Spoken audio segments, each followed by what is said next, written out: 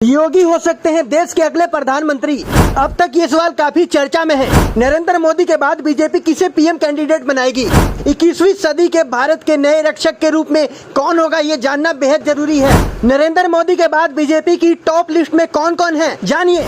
PM Modi के retirement के बाद उनकी कुर्सी को संभालने के लिए ये 5 लोग तैयार हैं। 21वीं सदी के भारत के नए रक्षक के रूप में कौन होगा, ये जानना बेहद जरूरी है। उत्तर प्रदेश के सीएम व बीजेपी के फायर ब्रांड नेता योगी आदित्यनाथ प्रधानमंत्री पद के सबसे प्रबल दावेदार माने जाते हैं। हिंदूवादी छवि के कारण देश की जनता इनको खुला समर्थन देती है, इसलिए पीएम पद की दौड़ में सीएम योगी का नाम सबसे आगे है।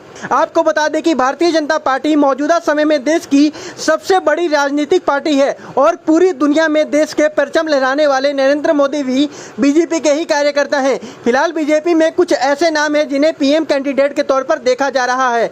नितिन गडकरी पिछले 8 सालों में देश की जनता के हित में सबसे ज्यादा काम करने वाले मंत्रियों की लिस्ट में सबसे ऊपर इनका नाम है।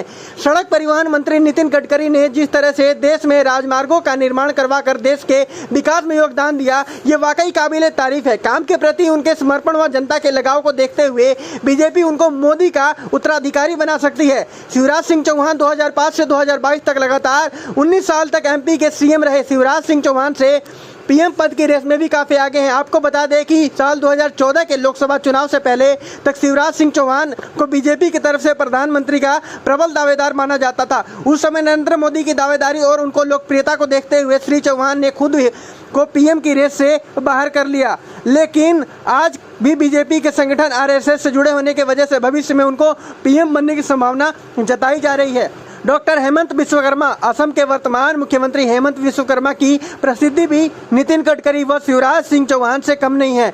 2001 से 2015 तक कांग्रेस के टिकट पर चुनाव लड़ने वाले हेमंत विश्वकर्मा ने अगस्त 2015 में बीजेपी ज्वाइन किया था। आपको बता दें कि बीजेपी में शामिल होते ही उन्हें पहला दफा इनाम के रूप में मंत्रिमंडल जगह मिल गई और दूसरी दफा सीएम बना दिया गया। ऐसे में इनके सफल कार्यकाल को देखते हुए इन्हें भी पीएम के दावेदारी में देखा जा सकता है। अमित शाह, देश के वर्तमान गृह मंत्री श्री अमित शाह भी प्रधानमंत्री पद के दावेदार में से एक हैं। ऐसा कहा जाता है अगर पीएम मोदी किसी पर अटूट विश्वास करते हैं तो वो अमित शाह हैं। 2014 में बीजेपी को पहली बार पूर्ण बहुमत दिलाने के बात हो या देश के ज्यादातर राज्यों में बीजेपी सरकार बनाने की बात हो, अमित शाह की चाणक्य नीति तो आप सब भली बातें जानते होंगे। आपको बता दें बीजेपी का ये नियम है कि 75 वर्ष के उम्र के पड़ाव पर पहुंचते ही किसी भी नेता को अपने पद से इस्तीफा देना पड़ता है। ऐसे में 2024 और 2029 में बीजेपी लोकसभा चुनाव में बहुमत हासिल करती है तो अमित शाह भी प्रधानमंत्री हो सकते हैं। ये पूरी रिपोर्ट देखने के बाद इन 5 धुरंधरों में से आप